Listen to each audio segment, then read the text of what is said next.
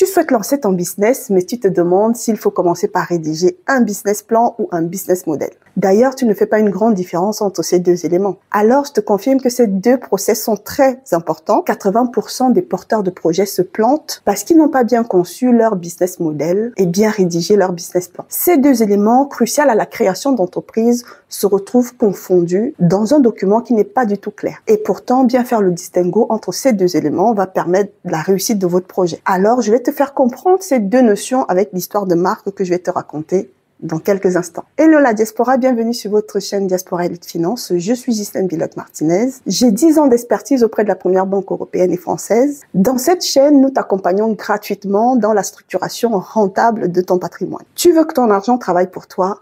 Abonne-toi, tu es au bon endroit. Chaque semaine, nous mettons une vidéo instructive sur les thématiques financières, bancaires, fiscales et les stratégies d'affaires. Alors, je te raconte l'histoire de Marc. Marc vit en Belgique et il veut lancer une activité de livraison de plats africains en plein Bruxelles où il y a tous les commerces. Enthousiaste, il décide de solliciter son banquier pour faire un crédit de 35 000 € et financer sa cuisine professionnelle et le lancement de son activité. Il a travaillé dur et il présente un document de 20 pages à son cher banquier intitulé Business Plan. Le banquier l'écoute, parcourt les pages, puis se retourne vers lui et lui pose une question simple. Comment allez-vous générer des revenus réguliers? Vous cuisinez vous-même ou vous allez avoir recours à la sous-traitance? Quel est le circuit de commercialisation de vos produits? Et enfin, qui sont vos clients? Des particuliers ou des entreprises? Et là, Marc hésite. Il sait que son idée marchera puisqu'il s'est penché sur les chiffres, mais n'a vraiment pas pensé à un modèle économique très solide et très succinct dont il peut expliquer aisément en une phrase. Il n'a pas bien déterminé son client cible, ni comment il allait le servir. Face à cette hésitation, le banquier refuse de financer le projet. Non pas parce que le projet est mauvais, mais tout simplement parce que le modèle économique n'est pas très clair. Le futur dirigeant n'a pas bien peaufiné son business model. Alors, c'est quoi le business model? Le business model, c'est tout simplement le squelette, l'ossature de ton entreprise. C'est ce document qui répond à la question fondamentale de savoir comment ton entreprise fait pour gagner de l'argent. En d'autres termes, quel est le processus mis en place pour que ton entreprise soit rentable sur le marché. Ainsi, c'est le business model qui définit et clarifie en 1 ta cible, à qui tu t'adresses exactement, qui est ton client idéal, encore appelé persona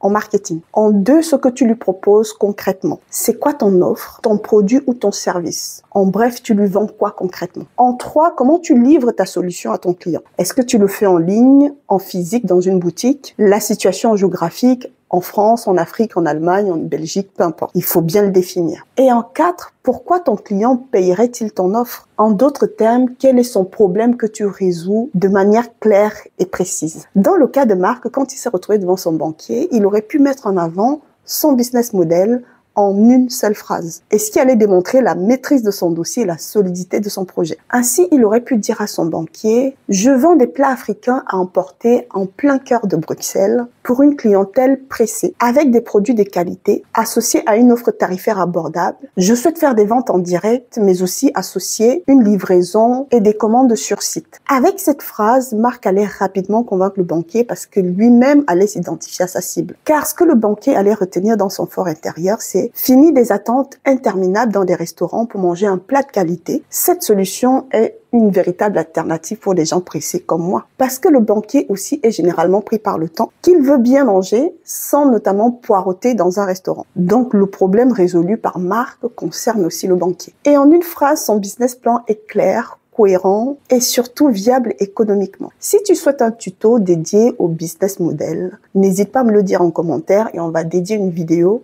que pour ça. Voyons maintenant ce que veut dire business plan et à quoi ça sert. Le business plan, c'est le prolongement logique du business model. Une fois que tu sais ce que tu vends, à qui, comment et à quel prix, alors tu poses les chiffres concrets, des preuves et des prévisions sur ce document appelé business plan. Sache qu'un bon business plan contient les éléments suivants. En 1, la présentation de ton projet qui va notamment résumer ton business model. En 2, une étude de marché. Tu ne peux pas lancer un projet sans avoir réalisé une bonne étude de marché pour savoir si ton projet est économiquement viable. En 3, ton plan marketing et commercial. Comment tu comptes faire connaître ton offre? En 4, des prévisions financières sur 3 ans à 5 ans. On doit pouvoir se projeter financièrement sur du moyen terme. Et en 5, un plan de financement bien clair. En tant que promoteur du projet, tu mets quoi au départ? Qui finance le reste du projet, la banque ou des investisseurs? Et à quel poste seront alloués de manière précise tous ces financements? C'est donc le document que tu présentes à tes partenaires stratégiques pour solliciter des financements, comme la banque, des investisseurs ou des futurs actionnaires. Et un bon business plan doit contenir les éléments suivants. Est-ce que tu souhaites utiliser un local commercial? Si oui, combien ça coûte? Combien de clients tu vises par jour, par semaine, par mois? Quel est le coût de ton stock? Ton chiffre d'affaires prévisionnel? Quelles seront tes charges fixes et tes charges variables? Et quelle rentabilité escomptée à la clôture de ton bilan? Et indiquer clairement comment tu finances le processus pour arriver à tes marges. En conclusion, dans le business plan, tu quittes dès l'idée, business model, à l'exécution opérationnelle, le business plan. Pour que ça soit plus clair, je vais encore te donner des différences précises entre ces deux conceptions. Oui, la répétition est la mère de tout apprentissage. Donc, s'il faut me répéter, je vais le faire pour que tu comprennes très bien. Pour concevoir ton plan d'affaires, le business model sera le premier document à rédiger, car tu vas coucher ton idée sur le papier et ta vision. Ensuite, tu vas la tester sur le terrain pour valider enfin qu'elle est viable économiquement. C'est le document qui résume ton modèle d'entreprise et que tu dois pouvoir remettre à chaque collaborateur nouvellement recruté dans l'entreprise qui pourra l'assimiler pour mieux comprendre et représenter ta culture d'entreprise. Une fois cette étape bien élaborée,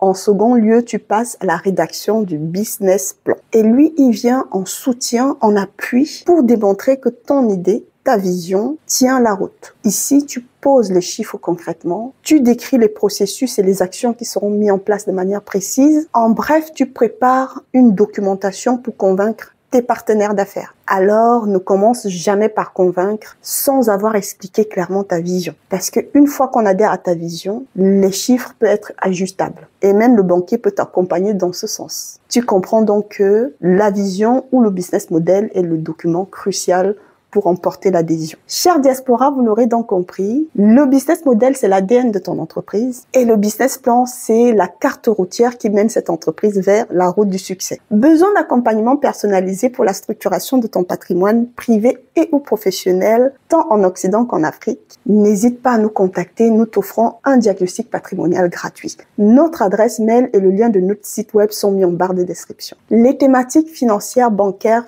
fiscales et les stratégies d'affaires t'intéressent? Abonne-toi, tu es au bon endroit. Nous mettons une vidéo instructive chaque semaine. Apporte-nous ton soutien en likant et en partageant cette vidéo qui permettra sûrement à un entrepreneur de la diaspora de mieux structurer sa demande de financement. Ton commentaire est précieux, il nous aide à affiner les sujets qui intéressent la communauté. Alors n'hésite pas à me donner ton avis en commentaire, c'est avec plaisir que je te lirai et je te répondrai. Mais surtout, chère diaspora, n'oubliez surtout pas que prendre soin de vos finances, c'est prendre soin de vous.